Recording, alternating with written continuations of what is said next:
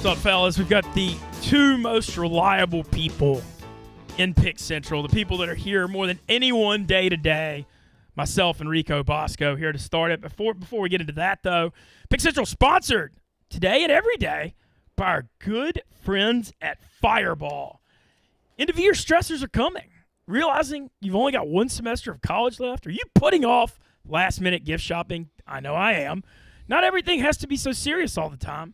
It's okay to let loose and spark a bit of mischief back into your life. Fireball Whiskey is there to help you say F it and free your fire. Heat things up this holiday season with the Fireball Candy Cane. The 10-pack of minis is the perfect gift for the last-minute white elephant you forgot to go shopping for or to turn up the heat at your office holiday party. Best part of all, no shot glasses needed. Just crack open a nip and knock it back. The Candy Cane is the perfect way to ignite any social occasion this holiday season. There's a reason Fireball is the #1 shot in the U.S. because it is the ultimate crowd pleaser. Forget the end-of-year stress and free your fire this holiday season with the gift of Fireball. And we're also joined by Stephen Che. How are you today? What's up, buddy? Good. Yeah, man. Another dub last night. A lot of people out there blowing you for your NBA streak. Yeah, we'll go ahead and get into that, right? I am thinking about unzipping those pants the way the numbers I'm hearing. 30 and 11, 11 out of 12, right? 31 and 10. 31 and 10. Yeah, 31 and 10, 11 out of 12 out of 13. Yeah, no, it's... Yeah, and that for everyone that we're referring to, follow Trust the Data on Twitter. Steven's been doing his Instagram now. And Instagram. Okay, he's been doing his daily NBA prop on the Barstool Sports books with videos.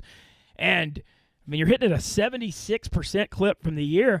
And I'm just curious, I mean, you have like 1,000 props to choose from or not, depending on how many games there are. Like, How do you select one? Yeah, I have a tool that I use to kind of slice the data to get through to the most because, again, with a heavy NBA night, there could be over 1,000 props. If you look at one game, there's points, rebounds, assists, three-pointers, combos, etc. And typically a lot of the players are going to be listed, some late due to injuries, but there's a ton to go through. And eventually you find a line that's a little bit soft, and you can attack it. And I look at a lot of different things. I look at splits, home and road. I look at, days of the week that guys play on, especially on weekends. I think that's really important. Historical against certain players that they're matched up against, like last night, Yusuf Nurkic, in 7 of his last 9 games against Ivan Zubac, who he was playing against, like he cleared his number pretty healthily. And then also he does better at home. I always like to do the home and road splits and a lot of other historical things, especially if players are out. Damian Lillard was out in 6 of his last 8 games. With Lillard out, he'd combine this, or he'd pass this number. So you factor in a lot of these things, and you take a lot of edges, and when you can combine them, then you can get a pick that, I mean, I don't think I can legally say this, but like has a much higher percentage chance of hitting than. Oh, you could say that. Yeah. So. Oh, for sure. Or you're putting yourself in the best spot. Yes. The thing too, I guess, is a conversation of a mindset, right? Of you go in with an open book, because what I've noticed, is that like on a Sunday I'll be like, hey, I really think the Bills are going to smash the Jets, and then but then I'm narrowed down to, all right, well, I'm looking at touchdown, or the other, what was last week, the Dolphins. I had looked at, all right, I'm looking at the Dolphins laying the 14. I'm looking at Dolphins first half, Dolphins touchdown. I thought Tua was going to explode. He's in the MVP race. Yep. Team total, like I looked at all those, decided on Tua's passing touchdowns, ended up losing. What really got screwy was that all of those kind of lost. Yeah. The first half covered. They covered the spread. They ended up getting that dicey. But the team total didn't cover. Like, it got really dicey. So I guess when you open it up to all those props, you have to kind of go in with an open slate, right? Yeah. It's not like, hey, you know what? I really like the Mavs tonight, and I'm going to try and figure out where I can go there. I don't give a shit who the guy is. Yeah, okay. A lot of people will DM me, and I talk to people in the DMs and stuff like that about picks, and I'm like, just please don't send me any NBA stuff, because I don't want to, like, talk to you and see your DM and be like, oh, I really like this guy. Right. And like, mess with your thought process. Completely unsullied from anything. So yeah, like tonight's play is Shake Milton over 26.5 combined points, rebounds, assists. Most people don't even know who that guy is. Yeah. So like, he's a guy who stepped in with Tyrese Maxey.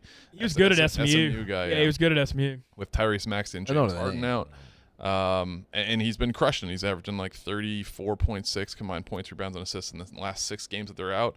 Embiid just came back, so more assist opportunities. Yes, so he can run the pick and roll. So I like this. Plus, he's playing just a ton. He led them in minutes last game. He played 40 minutes. He's averaging 39 minutes a game. Historically, whenever he plays over 30 minutes, he's averaging like 30.1 combined points, rebounds. So I like this number, even though they're playing a good defensive team. Jared Allen's out, so take injuries into concern. So very, very high on tonight's pick that I just put out. You've got a new trust meter, right? So I actually removed that. So because people were bitching. I saw the backlash. A lot of bad feedback. People were just like, stick to what. If it ain't broke, don't fix it. So I wanna say something, and this is gonna make me. I don't want to make this. I don't want to sound like an asshole when I say this, but it kind of does. So a lot of people, and a lot of this is luck. When you put you can put yourself in the best situation, and if a guy's just cold that night, he's cold, and there's nothing you can really do. You're gonna take some losses, but with the amount of props that are out, I just think that I am outworking the books. That's it. Like, there is luck involved, but again, a guy has to actually make the shot. But I am confident, based on the amount of research that I do. I spent an hour this morning researching Shake Milton props and his people that are putting that line out. They cannot dedicate that time to that. That's listen. I'm not a good gambler, but that was my theory. My dad had a friend who used to talk to him about gambling and would come over the house, and he got us into it. And he very, very much early on was like the Alabama LSU or the SEC championships this week, Georgia-LSU. And on Championship Saturday, it's a bad example because there's a short card, so they do spend a lot of time. But the Alabama-LSU line, they cannot have that off. The SMU North Texas line, you might get off a couple of points. Exactly. I also think you can get way more information on key players of SMU that information is more valuable if you can discover that guys are out like that. The same goes I agree with that. College basketball back in the day, you can find those different things as far as what to look at. The Barstool Sportsbook, I was scrolling yesterday when I was in Newark, they also have props now too for college basketball. Yeah, you can't be in the same state as it. 100. Yeah, there's all sorts of regulations. Yeah, but either way, and it's a great feeling too, to circle in on certain things of small conferences. I did it that one day. I woke up I've stumbled on the field goal prop that hit the other night, right? Yeah, the over 3.5. Yeah, it hit. That's been outlandish. I don't know how I stumbled into that, but I just kind of stumbled into that. I think it was just gross games.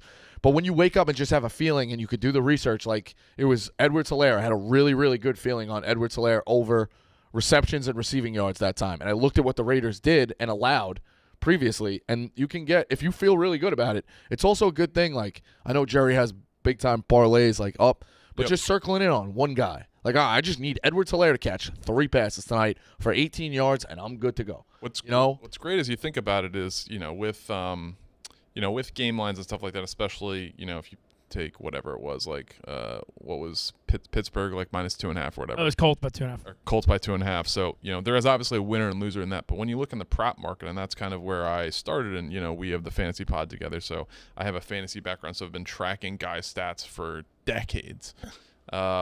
You can look at if there's 1,000 props, there's 1,000 winners, and there's 1,000. You just have to get on the right side of one.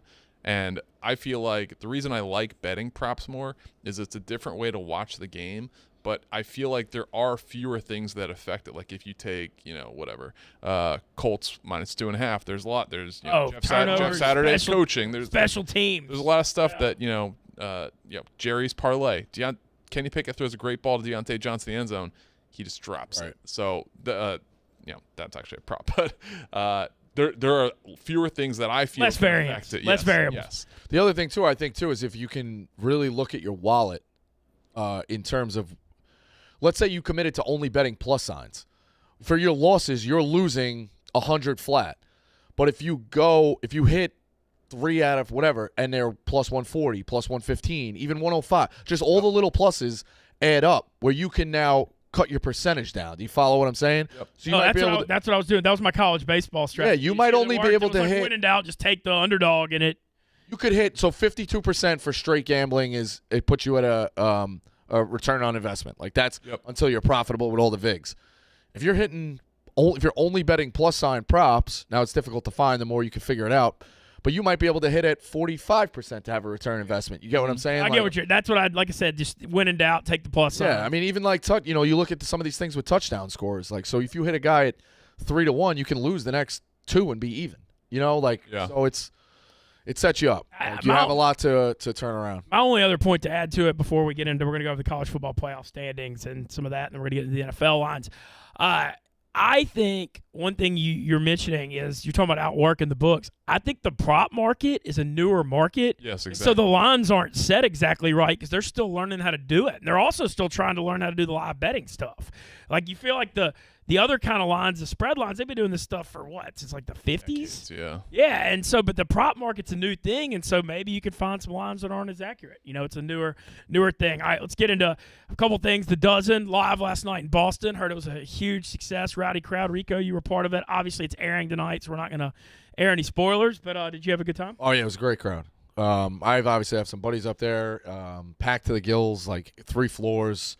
Lights are bright. It's the first time I ever did a live show. I'm sure you two you've done the live shows, right? Yeah. Yeah, the lights were bright, but it's a great time. Yeah, I liked really, really I good loved time. your entrance, which Your is out on entrance. social. So It was tough because it was black. House of Blues was great, but there were black napkins in the dark. You need the white to kind of pop. Okay. No, but I mean, you got a huge the Rico Bosco. I was chant surprised. Yeah, I when mean, you I thought it was a walked out. Dave crowd, but Minute fans turned out. It's good. It was really, really good. Four good teams. Yeah, shout out to Jeff. Like there's an energy there that it's just all the diehard Stoolies come out to the Dozen, and there's just an energy to it that's just incredible. Well, it's a new thing to get people in. Like I think people can stumble upon that. Yeah, you don't have to be a YouTube Stoolie. channel. You don't have to be, and then go, oh, okay, well, I like this, I like that. So it's a new way in. So I give him a lot of credit. And again, if it was just a Jeopardy format, it'd be very boring. Right. Niche, the way he distracts you to give 4 pieces of information that distracts you from what you're really trying to answer. Mm-hmm. You know, like it's an interesting thing. He's got a lot of like his subtle jokes in there too. Like he'll, guys, he's upset. He's like trying to, like he said on this is an old question, so I'm not spoiling anything. When we played Castellani's team, he snuck in an Al Albuquerque, and I was like, damn, I could have got that. Because it was like a famous Francesa clip. Like, Al Albuquerque's not a real guy. He's getting really mad. And Jeff, right after we finished filming, goes, I've been trying to work Al Albuquerque in here for 6 months. Like, it's certain things like that just make the show. So it's a lot of fun. Hell yeah, good for Jeff. Check that out tonight. That'll be airing the Fenway Park. What was the name of it? The Fenway something. Anyway, either Monster way. Fenway, some Fenway Showdown. Yeah, just a bit, but from the House of Blues of Boston, should be amazing stuff. Wait, hold on that, let me just ask one more question because this was his first live Dozen. Did you get any more or less nervous, or like was answering questions any different live on stage? Because I do feel like, and I got it's not a spoiler, but I got Phone a Friend last night. I won't say how it went, but it is very disorienting. I would say the hardest answer is a Phone a Friend, just 'cause, like, I was reading my daughter like a book in bed, and like I got a FaceTime from Nick. I was like, oh fuck, like, and that because you're not in the mindset. I would say the second hardest is the live show, just because there are other aspects of it. And you got to remember, I mean, this again, it's not. You've seen how our team operates. We seem to always not score first, so there's that hanging in the balance too. Like we just play from behind, so like that's in your head, like, oh shit, we're gonna get down again. Like just everything is running through your head of certain things. And then when we had Pat, now we have Ev, so we are a better team as far as not having all the sport. But like for a certain period of time, like all the sports fell on me, and I'm like, listen, I either know it or I don't. Like I can't manufacture. Like at the end when I see the answer, I'm like, all right, that makes sense. But yeah, it's definitely nervous. Like it was. Plus you want to win too. Like that's in your head. There's a lot of things out there. It was a great event, but yeah, it was definitely nerve-wracking for sure. Awesome. We'll check that out tonight. All right, college football playoff rankings came out last night. No surprise. In the top 4, 1 Georgia, 2 Michigan, 3 undefeated TCU, 4 one-loss USC. The big question wasn't those 4. Everybody knew what the 4 were going to be after last week. The question was, who's number 5 after Ohio State got thrashed on their home field 45-23? Would 2-loss Alabama sneak all the way ahead of 1-loss Ohio State at 5? Because to me, with no games this weekend for either team because they're not in their conference championship, you're not going to be able to switch 5 and 6 with those two if they're not playing. So it's a definitive statement to me that Ohio State ends up 5 and Bama ends up 6 in case TCU or USC loses. Who gets to sneak possibly in the back door. And so even though they lost by 22 on their home field, Ohio State's still at 5. And Rico, were you listen, I'm not going to spend a lot of time on it because everybody is poking holes in what I'm saying. But I think head-to-head should matter. And I really have a problem if Alabama gets in over Tennessee. And everyone who keeps saying, well, Tennessee's not the same team, I get that. But then why did we just play 12 games? So why aren't the handicappers basically deciding the college football playoff? If Tennessee's going to be, and they love to say that last year with Cincinnati, well, Cincinnati on a neutral field will be a 25-point dog to Georgia. Okay, but their resume. Why have the season? The 12 game. Why have a season? The 12 games decided. I have a major problem if you don't win your conference. But I think that's tough. We're running into a tough spot now because we don't have many true contenders who will have won their conference if things kind of fall apart. So it's very tough. But I was talking to Big T too. He's like, the committee's tiebreakers are head-to-head and then common opponents. And Tennessee has both of those advantages. I don't know. I have a really hard problem putting Alabama in. I kind of have a hard problem putting Ohio State in. I think we should have 3 really set regardless. I think TCU should be in regardless. And I do think TCU is going to lose. But why we penalize, like the Big 12 didn't have a championship game for a while. We're going to penalize them going to championship and they play game? non-conference games? I really have a hard time doing that. Well, my next question then, and I don't have a problem with what you're saying, I'm still having flashbacks to 2014 when TCU had 1 loss and Ohio State had 1 loss and Ohio State got in. Let's hypothetically say TCU loses. Look, I still think TCU deserves it more than Ohio State, but you know how much more money Ohio State brings in than that private school? That's a problem. It comes down into a brand thing and a money thing. TCU might be in trouble here. Yeah, it's a problem. And I hate that. I mean, I don't want it to be like that. That would be bullshit. Yeah, like, but you don't think that's possible? We're getting caught up in a world now where we get caught between what really is top 6. Is it top 6 resumes? Or are we doing resumes or are we doing power ratings? If we're doing power ratings, we might as well put Alabama and Ohio State. Yeah, of course. Still in the playoff.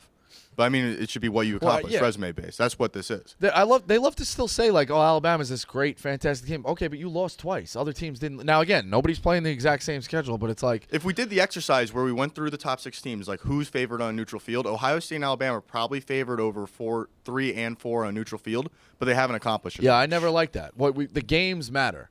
I want to see. I'll write it myself. I want to go see like who's got. Tell me who has wins right now against top 25 teams. Tell me who has wins now against top 10 teams. Because that win, Alabama had against Texas A&M, that was when they had a 6 or an 8 next to their name. That doesn't matter. You know what I mean? Like it matters how those teams finished for the year. So in the beginning of the year, we thought Notre Dame was a good win. Then it turned into a bad win, and then it came back to a good win. Yeah.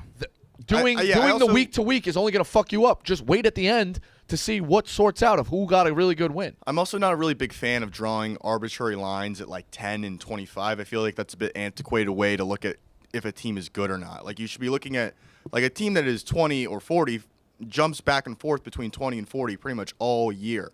And they're all about the same team. So it's like beating a team that's 35 is just as valuable as beating a team that's 25, in my opinion. So what would you do? Quadrants? Because there's like, 130 teams? So would you break I mean, you could do like quad 1, quad 2, or like something like that. But I do like strength of record. I kind of like ABC wins, I think. Maybe break it into thirds, 40, 40, 40. Or if, around that. Because, I mean, like if you realistically think about it, what's the difference between beating the 25th best team in the country and the 35th best team? They're going to interchange. Those teams are maybe a difference of like 3 points on a neutral field. It's all about the same. I like that. My question to both y'all is, do y'all look at quality of losses, or is just a loss a loss? Because the thing on the Bama thing, I mean, they lost by 3 to Tennessee, and they lost by 1 to OT, both on the road at Tennessee and at LSU, tough environments.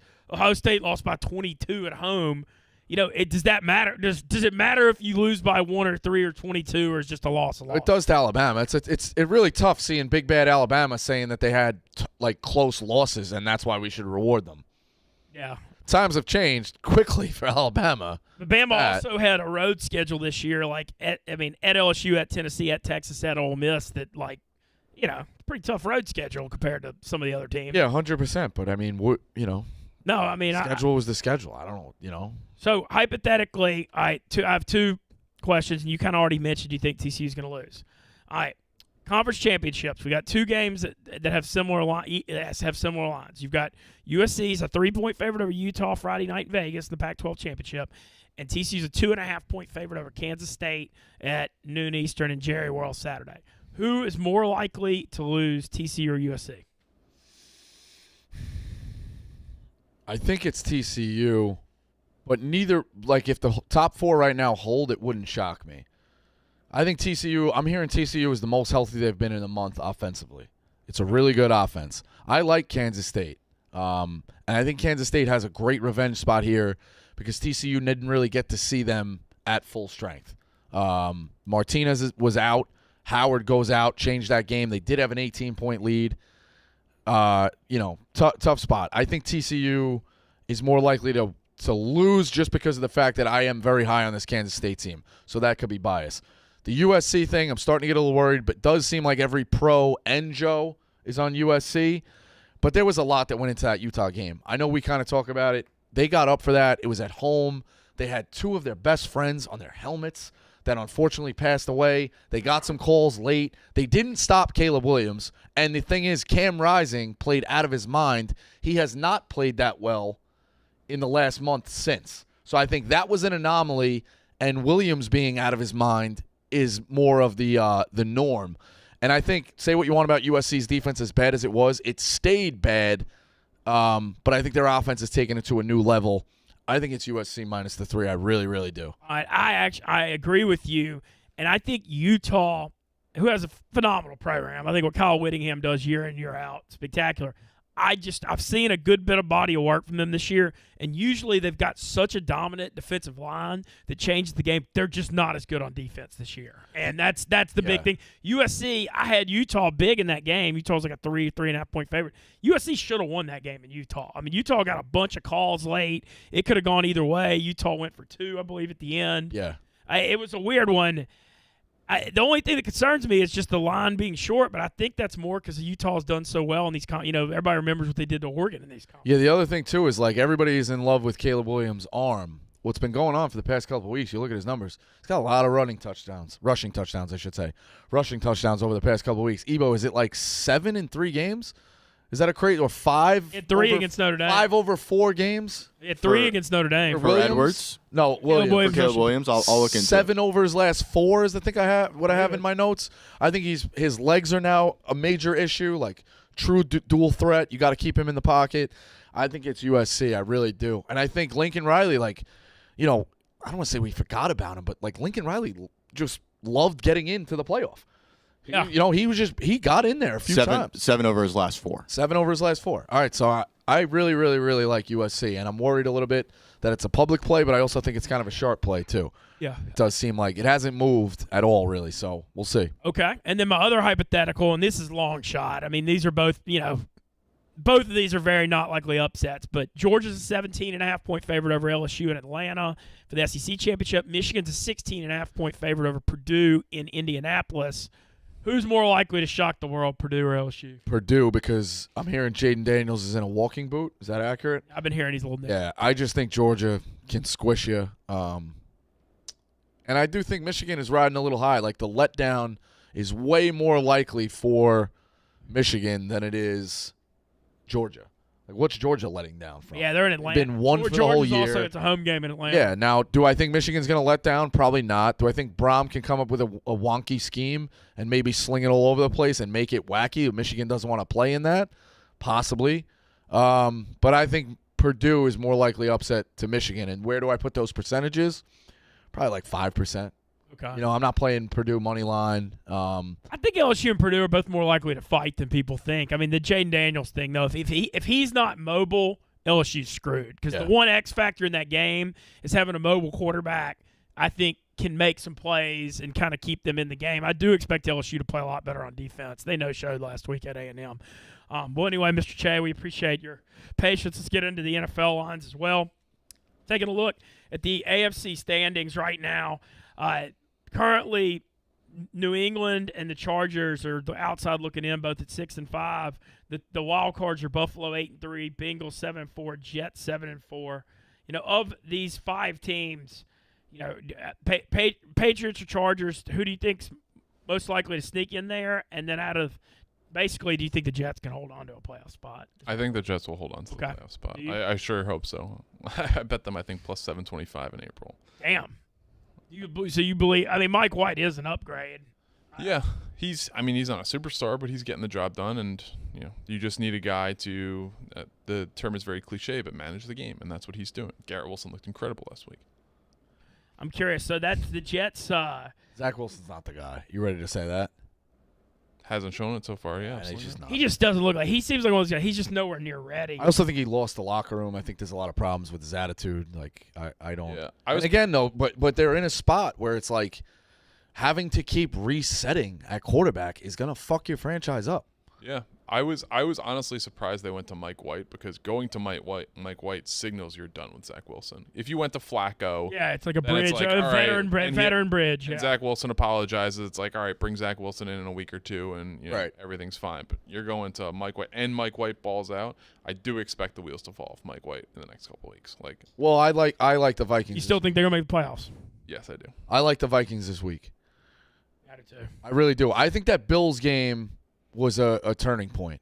I, no joke, wrote 600 or 700 words on the Vikings that they'll get close, but they can't do it if Kirk Cousins is the guy, and had to delete it because he pulled that. Now, does one win change everything?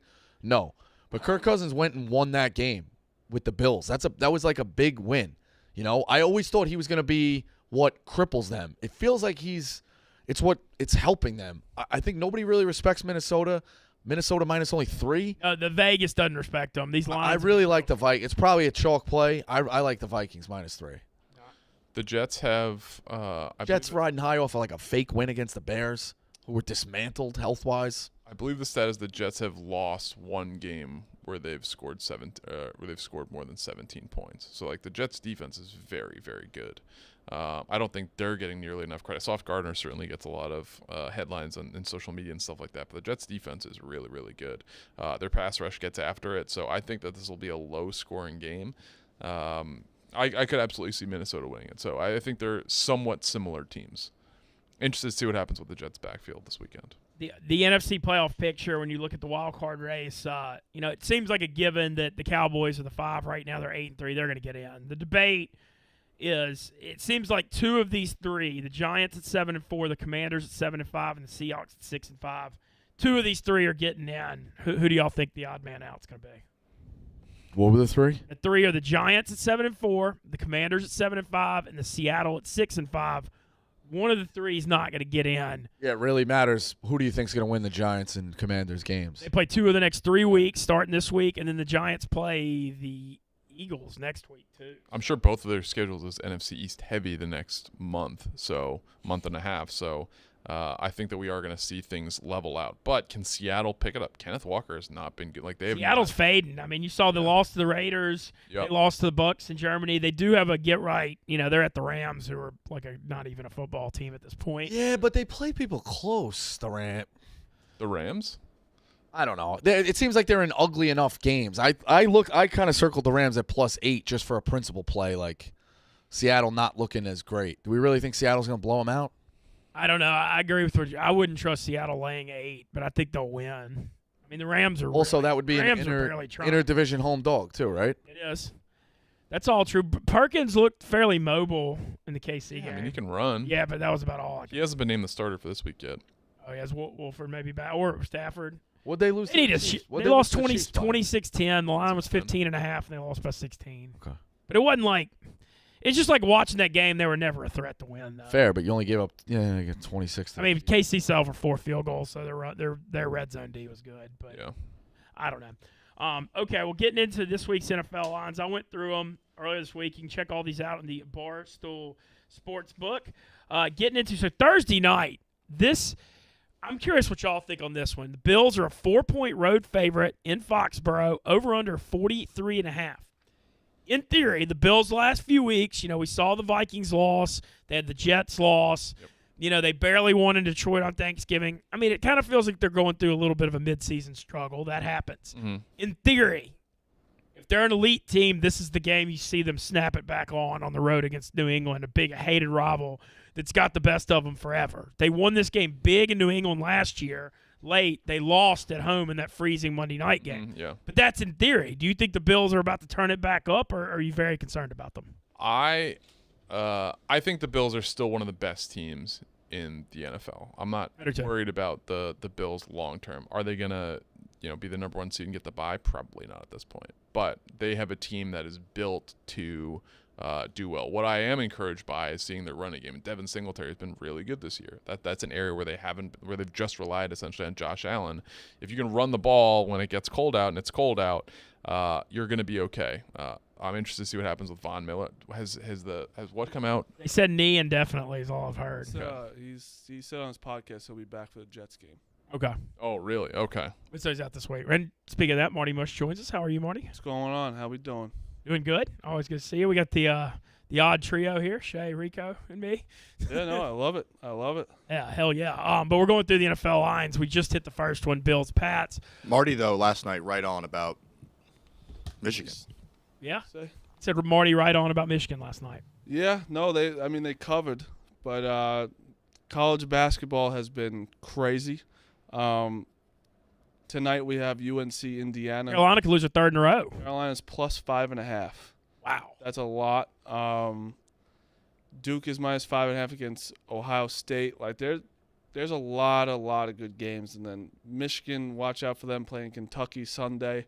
Hunter Dickinson's the best player in college basketball. That's who we were just recording with, and he was just going over all the crazy things that happened in the game last night. So the controversial foul with him did you think it was? So I think Hunter kind of went over it. He said that Jet Howard pushed off of him, so that could have been a foul. But he did go up, and if you look closely, hit Jet Howard's hand. So I think it had to be in those situations where refs are like, if it's a make or break of the game, like he would have got 3 free throws and could have won the game. I think it has to be so blatant that you have to call it. I don't think they want to end the game like that. Okay. Also should have been a better play. They ran into themselves and got double teamed, and you got to get a shot off to win the game. But Michigan lost that game themselves. They didn't get beat. They beat themselves. Okay. Well, yeah, that's fascinating because you said your Carolina take that they were going to start losing. They lost to Iowa State. They lost to 4 OTs to Bama. Now they're a 5.5-point underdog in Indiana. That take seems to be aging very well. Indiana. If they lose at Indiana, they'll be out of the top 25. You think three losses come out of the top 20? Yeah, 3 in a row like that.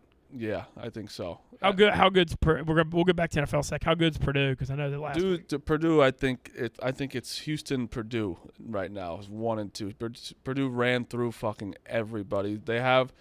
It's weird to say this, but Jaden Ivey was the best player, one of the best players in college basketball last year.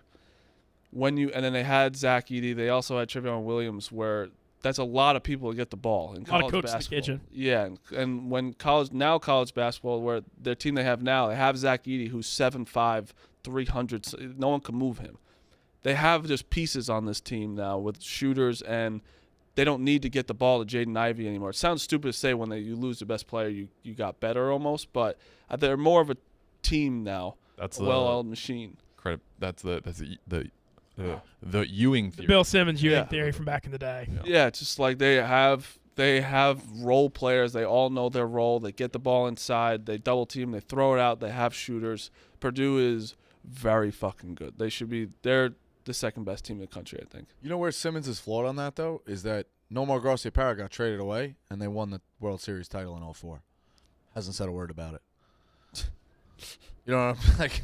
So when it's his guys, he didn't really. Did this come out before that or no? Either way, like you have to revise history to say. No, 2004 was after the Ewing. Ewing was 99 those finals. Yeah. As a kid, when he got hurt and the Knicks made it in as an 8 seed. Yep. It was 99. Yes. So 2004 is after that. You want to rename the Nomar theory? I would like to ask him about it. Yeah. I mean, he gets traded away and then they just win. They break the streak. That's funny. Actually, before we get back into the NFL, I wanted to mention I can't believe I didn't talk more about the U.S. game yesterday. Did y'all watch it? Did not. Okay, I did. It was Watched awesome. a little bit of it. I watched it. It was awesome. What's his name? Got his balls ripped off or something? Pulisic. Yeah. Yeah. So, I mean, 3 hours, 1 goal, riveting. Yeah, hey, it was like a glorious goal. I actually dipped my toes into the soccer and had under 1.5. Dude, all these games are like 1-0 all the time. It was plus 188 for under 1.5 when Iran was trying to draw. Don't gotta tell me, pal. I thought it was a good bet because Iran was going to try to pack, I thought in theory, I got kind of lucky because the U.S. got an offsides goal call back. But, hey, either way, congrats to the U.S. They play the Netherlands Saturday morning, 9 a.m. Eastern in the round of 16. Is that like they lose, they're out? It's round of 16 now. So now it's round of 16, and I believe there's no ties. You play extra time. I think it's 2 extra time periods of like 20 minutes, and then it goes to PKs now. Isn't that it's something like that? You get 2 extra periods. Yeah, they don't want PKs. What's it's better it's viewing win or than lose. 40 more minutes of non-scoring, Steven? Does anybody know that? Ebo, am I wrong, or is it 1 extra? I'm not sure the exact details of Maybe what it's World Cup 130 plays, but that does sound correct. No, I know that they do everything they can when it's win or go home to not make it PKs, but then eventually they say it has to be. Also, Rico, I enjoyed the sort of tension of the moment that existed yesterday during the game. Did you not? I loved it. Like that was fun. Like waiting on the stress of a goal. I thought that the 4:00 news got shafted that they started late. People You need hate to know what's soccer. going You on in honestly the hate world. soccer that much? People need to know what's going on in the world. Did you not, Waste of answer me? grass. It's a waste of grass. Waste of good. Literally a waste of grass. Two major takeaways from yesterday was it's very cool. I don't like soccer. I don't get into it. I'm following it. I'm following Spain yak because of the thing, yak yeah. thing. I thought it was very cool how whoever the guy for the U.S. scored wrote like it's Pulisic. called soccer on his shirt. Yeah, under. Pulisic. That was an Steve, actual- I got bad news for you. Oh, that was Photoshop? Yeah, that's a Photoshop. Oh no! Damn it! I thought that was real. I was gonna say that was a very, very cool thing. That makes sense. We have no shot at lunch, by the way. Then the only real takeaway is that it is very, very cool. The camaraderie about soccer, like that. The video from Saudi Arabia when they beat Argentina at 18-1. Yeah, This and is like the only all the time- dudes, like you're never, especially I can say this as like a fan of like a weird team that's like not local, but I've never seen even growing up in this area, I've never seen a whole room of one team's fans in a room and everyone's going nuts. It's usually all right. There's a Vikings fan, there's a Packers fan, or whatever. Like there's a bunch of other things, but it's very cool for everyone to be united, pulling for their country. So I think Michigan, Ohio State had a bigger draw than U.S. England, by the way. on what As far as American as far TV, as viewers, yeah. More viewers. but that's like Yeah, I American. mean, that's 2 million more. Yeah, but that's obvious, though. No one cares about soccer in I America. just hear it. It is what it is. Just any chance I can. I'm I admit it. I'm bandwagon. I watch the World Cup, but I don't. No, I'm me not too. into I like the think- European listen, stuff. This is I hope USA wins, but I'm not like gonna die if they don't. Like I just don't care that much. But I that's like the prestige of it because It's the cool, once yeah. every 4 years thing makes it feel incredibly Steven's prestigious. right, I though. will say this: I watched the MLS Cup because the fucking Philadelphia Union baby were in the championship. God. They didn't win, but that was like the first time I watched soccer in 4 years. A lot of the rules don't make sense to me too. Like in football, if you're gonna beat a guy at a corner and I could throw a fade over you, I'm gonna go get a touchdown every chance I can get. You can't get behind the guy. I don't like the offsides slow? rule. I feel like the offsides, that's what What are you keeps doing? these games low scoring. I don't know. But I don't know anything. Guy's slow and you can run past him. I can loop it to you. Right? None of it makes sense. All right. How was your first of all, what's going on with the pen on the hat? It's distracting. I just put it in there. Second of all, how was your meeting with Knew you were gonna bring that up. It was fine. what? It was all over social media. I got We it. have to talk about it. Would you? About Oh, it was Dave posted when Rico met Jay. Jason. I think Jay- it's pin, the cool. pin. Talk to the CEO of the I'd met Oh him. yes, I saw. It was all over social media when we was not supposed to talk about it. What'd you guys gab about? Was this during the soccer game or is this It was another during time? a soccer game. Was it the first time you met him? Yes. I hadn't met him yet. I missed It it. was a genuine question. Like it's cool to meet Jay Snowden. No, Yeah. Yeah, I hadn't done it. I know that's what I don't know why you got all mad at me. Nice guy. I would pay to be there to listen to it. I think that you actually would give him some funny shit to say. I bet he's a normal dude. 100% normal. It's very interesting. Very young. So what'd you guys talk he's like 42, 43 as CEO. Variety of things. Give me Game. some It was two topics. guys watching a game. Some topics. The game. Direction of pen. Oh, you got to talk a little company direction. There you go. Ideas. What was one of your ideas? Movie recommendations. There's a lot of things. What was one of your ideas? This is a regular guy. I'm not giving my ideas away. Did you pitch him the? See, this is a booze. This is a booze special. Get the next clip. What's a booze special? What even is that? Get the next clip with everyone looking miserable watching soccer on the couch, and then look at Jay's face. Show both clips. I want to see that clip too. Oh, that's the only one I, I saw kinda was like I that, think a the one that booze you're special. talking about. What? I think the only one I saw was the one that you're It's talking fine. about. It's just where you're talking to him. Yeah, Dick. having Dave tweeted about it. Right. Yeah. They seem to be having a good time. Now Yeah, I having thought it was a good conversation. It seemed like having a conversation is now one of the things I guess I'm not here. allowed to do. No, I actually like that. To me, is I know how you are when you're talking about in games, and you're fun to hang out with during a game. So I thought this was a good thing for you. I don't think it was a bad thing. Yeah, I mean, a from Dave, chokehold is a probably. hell of a description. Rico, so. did you make this clip up because we can't find it? No, Dave tweeted it, I think. He's talking about the second clip. Social team's agenda? Fucking wild in this place. Oh man. Throwing. Can you set the record straight? How long were you talking to him for? On and off for like 45 minutes. Like it Okay. wasn't a choke. It is what it is, but it's all right. You got a warm welcome last night. 1.8 Yeah, we were talking about that. million people now got to see chokehold. So there you go. 1 point. That's what it is.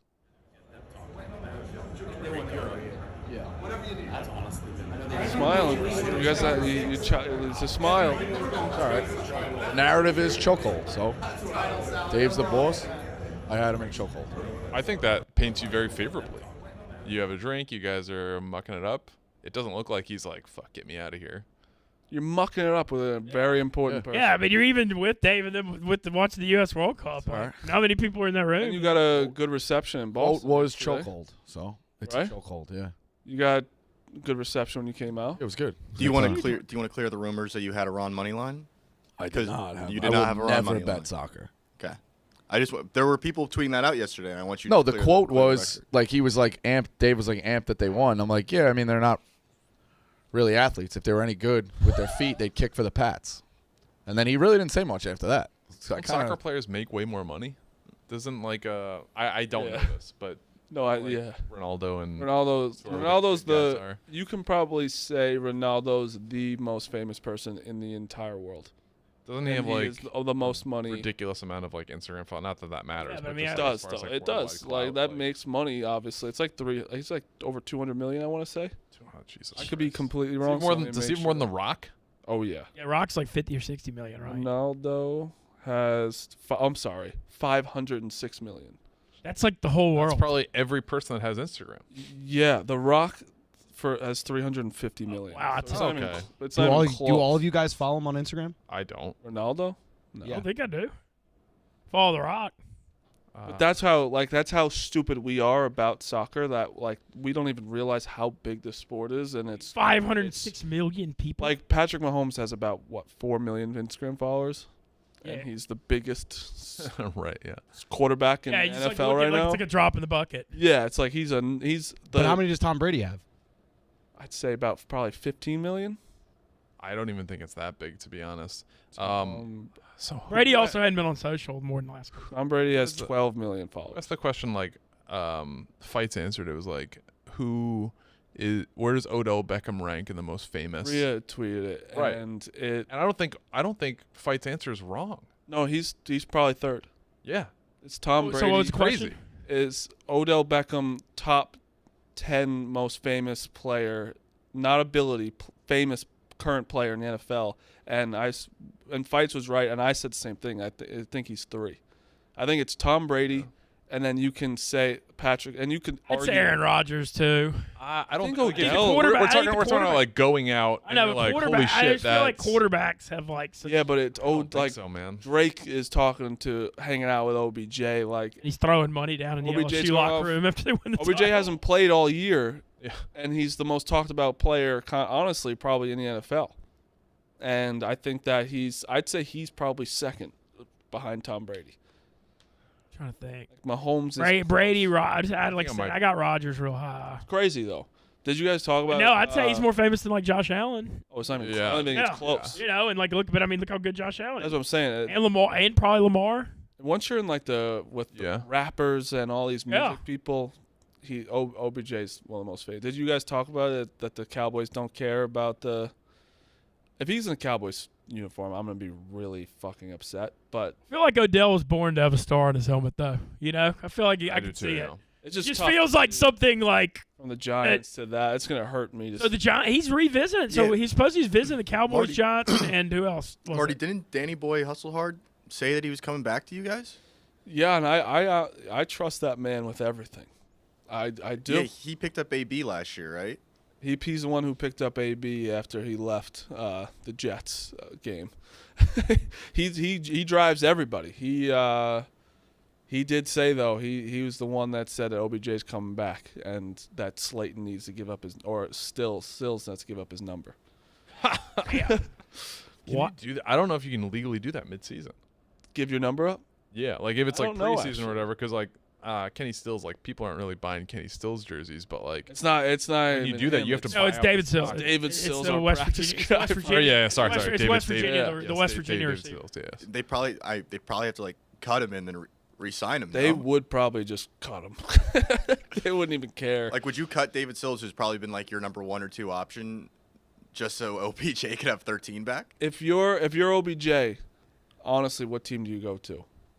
I have a answer, and I think it's the Vikings. Him and Jefferson, the Where you have- LSU receiving core. Or you have Justin Jefferson, who's already like he's going to be like, because that's kind of why OBJ worked amazing on the Rams, because the Cooper Kupp was like the guy, and then I don't know. I think that just helps the Vikings. I mean, also though, with the Cowboys, you have CeeDee Lamb that could, but I just think that Jefferson OBJ is just that offense. Is What do you mean? They have Jalen Reagor too. I would say the Chiefs. I know it's probably a long shot. Yeah. But Mahomes is just making everybody look great. Yeah, Chiefs got a lot of. And I think he'd have to work less. Like I know it's less snap, but just keep that rotating cast. I mean, if he can popping get, guys if they in can and out. get him, yeah, 100%. But if you ever look at the Chiefs' box score after of how many people have a reception, Oh yeah. it's disgusting. No, it is. He goes to guys that who was that 84 Watt, like guys you hadn't Justin even heard Watson. of. Yeah, Yeah, Watson, and then the second tight end catches passes. Yep, and- Noah Gray. Yeah, I mean it's a real thing. Yeah, like I'm trying to get to it now, but like against what was it? Moore. So last game against the Chiefs. Sky Moore, yeah. Scott Moore's getting because Tony hadn't been able to stay healthy, and Moore's getting that role with Hardeman out. Yeah, last game against the Rams, it was scored 26 points. Kelsey, Valdez-Scantling, Juju, Moore, Watson, Fortson, McKinnon, Jones, Pacheco, Gray. Like that's just so many people getting a reception. Like that's why when I always say like Patrick Mahomes is the best quarterback, like he's making these nobodies something where. And I know, that's why when I compare Herbert and him, it's completely. I think the Mahomes thing this year on it, the fact that he lost literally one of the best receivers of our lifetimes, look at the impact he's made in Miami, and still not dropped off at all. That's the MVP. I mean, I feel like everybody's talking, and they should be talking about Jalen and Tua. They're doing awesome. Don't get me wrong. But to lose Tyreek Hill and it not even hurt you, and I know that's partially Kelsey, but still, that's crazy. All right, I want to hit a couple of these NFL lines here before we go. We're not going to be able to get through all of them. I hate the NFL. Cowboys Colts Sunday night when Chiefs Bengals is an AFC title game rematch. Come on. No, each network gets to protect one, and they're never going to take the Cowboys out of primetime. Yeah. Yeah. No matter what, they're never taking the Cowboys out of primetime. They did flex out Denver next week, or Denver is going to be primetime. They moved it up. Okay, are we going to get Miami Bills in 2 weeks around Christmas? Okay. Are they going to also move that to possibly a Saturday night?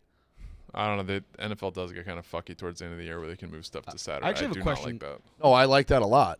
Did you guys The only see- thing going is the bowl games that day. Yeah. Did you guys see Adam Schefter's tweet about that flexed game? The tweet's weird. It's almost like he's like pissed off about it. Yeah, and it I'm gonna was pull it weird up. actually. I thought the same thing. Schefter is a Denver guy. That's where he was mad about Denver getting flexed for sure. Nobody wants to fucking watch the Dude, Denver. we've seen Russell Wilson in prime time at that. But he said that. Yeah, look the way he said. Like his tone is just like it's like he's pissed. What? Why is he pissed? He's a piece You of and Herbert were picked same draft too. Oh, I think that this is painting this more favorably. Like he's saying, sorry, can you read that? Yeah, Flex out I'm actually on potential your boat. MVP versus the Denver Broncos to get this awesome. Oh, okay. matchup. Yeah, the tone of it sounds weird, but now that you say Tone it, at it first was I was worded like, weird, when yeah. it says potential and MVP, like that's where I was like, okay, why Like, didn't have to say that? The way I read it, it's like NFL flexed out this season's potential MVP Patrick Mahomes for this garbage yeah, like for this this garbage garbage, yeah. matchup. We got this matchup instead. Like he could have said we get a matchup between Tua and Justin Herbert. Who were picked back to back instead of in the just- draft. The draft storyline Yeah. with them is great. Weird. It was a weird worded tweet. You don't know how to write tweets. Do you guys- Get a writer? Do you That's what I was just about to ask. Do you guys think Schefter writes his own tweets? I'm almost positive he does. Wasn't Schefter the maniac who crazy. answered the phone live on TV? Yeah. Yeah, he writes his own tweets.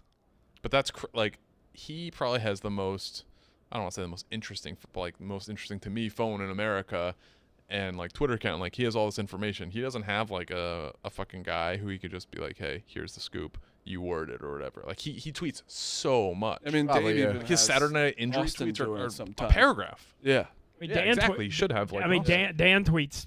Dan does his own. But It can get out. But there's a major difference, I think, because Big Cat can make a typo or whatever. If Schefter makes a typo in his tweet, everyone's just responding with the correction. It must be a nightmare. 10K responses. Yes, So, yes. Yeah, it's crazy. No, that is nuts. All right, well, I guess let's go. Do you want to go ahead and do you have any other NFL games you want to discuss? Or you want to get the picks? Yeah, I would lean Vikings. I also kind of like Denver, Baltimore under 38.5. The Ravens are fucked up, and Denver ain't scoring. No. 38.5? No, I agree. I said the same thing I had the under in the You don't like Carolina game last week. You don't like it? No, I do like it. No, Che don't like it. I haven't gotten into all the NFL yet. I've been Did you find the Bills -4?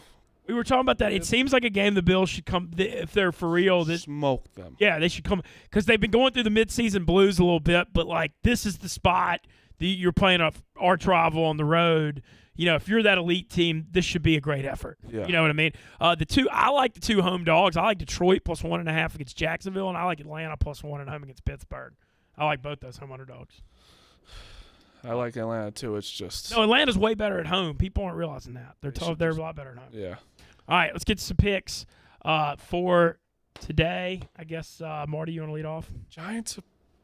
Yeah, why are the No, Giants? let's go Rico's effort pick. Yeah, let's do the Rico's F. Yeah, so again, you talk about potentially looking at things where you can find value. Booze, where the fuck is your text? By the way, free your fire. And also, I just got a text. So it's 2 15-minute OTs in soccer during the round of 16 and on, not 20 minutes, but it's 2 full 15 minutes OTs, then PKs. Sounds great. It's juicy, but the Fireball, F it, pick of the day, free your fire. Toronto Maple Leafs, total power play goals, over a half, -143. Okay. So they have to score on the power play. Or on the power play. Interesting. I'm also going to take Toronto -1.5 and the Bucks -6.5. Knicks off a big road win. I know usually you go back-to-back with the road, but the Knicks now at home, I think the Bucks kind of dunk on them. I love the Knicks. The Knicks stink. Yeah. They stink. They scored 140 last night, too, and now they got Giannis. I watched it. I mean, the Bucks -6.5. They played Detroit. Well, real quick, Start did you night, see tail did you see the thing with Curry last night? About 'em. I follow a couple of ref accounts, and the guy was almost mocked. He said it must be a cold day in hell. They actually called a walk on They Steph called Curry. 10 walks. 10 of them in one game. I meant more so the one that could have won the game. no, You know the one I'm talking about, the top of the I key. saw that. But I mean, it was a very clear 10 walk, and he got walks such in an the advantage to NBA hit the is- shot off. There's probably 10 walks called in the whole season. They called the exact same one, the game winner, like a little bit earlier. He didn't adjust. They called it on. No, he moved Luka, his- They called it on. He moved his pivot foot. It He wa- it very was simply a, moved it his was, pivot foot. It was a walk. Like They always 100%. But They they were tight on it yesterday. Like the step backs that are Yes. usual. Well, listen, I think again, traveling disrupts the game, so they will be lenient on that. You don't want to call a lot of that. It's also why you don't see 3 seconds called in a lot of games. It disrupts the game. It's a call that's got its way out of the game. But when you get a clear advantage of moving your pivot foot to take a shot attempt, Right. you have to call that walk. Yeah. So I kind of commend them there. But Yeah. Last night was a total ref show, which I actually liked. 'Cause Yeah. They did clean up All the right, walks. Jay, you got some picks for today? Yep. The big pick is the one I'm hanging my hat on. Shake Milton over 26.5 combined points, rebounds, and assists. That was even money on the Barstool Sportsbook before I came in here. I just tweeted out at noon. DeAndre, the rest of these three are my leans, so they're not the finalized pick of the day, but I do like these, and I was finalizing them. DeAndre Ayton over 10.5 boards against Chicago. That's plus money. The Bulls just give up a lot of rebounds. DeAndre Ayton has been on a tear with rebounding the ball. I like that there. Shake Milton again over 16.5 points. He's been crushing that. And then Joel Embiid, I like. Jared Allen is out, so I like Evan Mobley, but I mean, Joel Embiid against Evan Mobley is a monster mismatch, so I expect him to eat tonight. All right. And then follow at Trust the Data on Instagram and Twitter for more Steven stuff. Marty, what you got today? I got I have Duke minus 5.5, Indiana minus 5.5, Navy's playing right now plus 4.5, and Purdue minus 15 take because they're playing Florida State. Florida State's falling off a cliff this year, huh? 1-7. Them and Louisville are the two that have Louisville's 0-8 now or 0-7. Yeah, it's bad. Horrible. It's bad. I saw Indiana at 4 earlier today, so I took it earlier. I took Notre Dame as a 3-point. I believe that game's at home against Michigan State, and then I took Pelicans are +1 at home against the Raptors. They are a little banged up, but Nola's really good at home, so I'm just going to keep taking them when they're at home. Rico, what you got? I had those two. I have the Bucks minus the 6.5, Toronto on the power play, and Toronto minus 1.5. Hockey. Per source, Wilson's wife, Ciara, threw him a birthday party last night, and it looked like about half the team was there. On a player's day off, why do people have to be so hurtful? Okay. That's like my favorite thing with like quarterbacks coming out. It was like, oh, I'm not. Or was it from draft day? Maybe? Yeah, when the team didn't show up to his party. Yeah, I mean, Tough. That's telling. I mean, if you're Denver, think about it though. Like, put yourselves in the place of being a Bronco defender. Their defense is top 3 in the NFL, and they have 3 wins. I mean, every week they allow like 17 points and lose. Yeah. Anyway, but stay tuned. The Yak up next. I want to thank Stephen Che for joining us. Appreciate our crew as always, Marty and Rico. See you guys tomorrow. Che.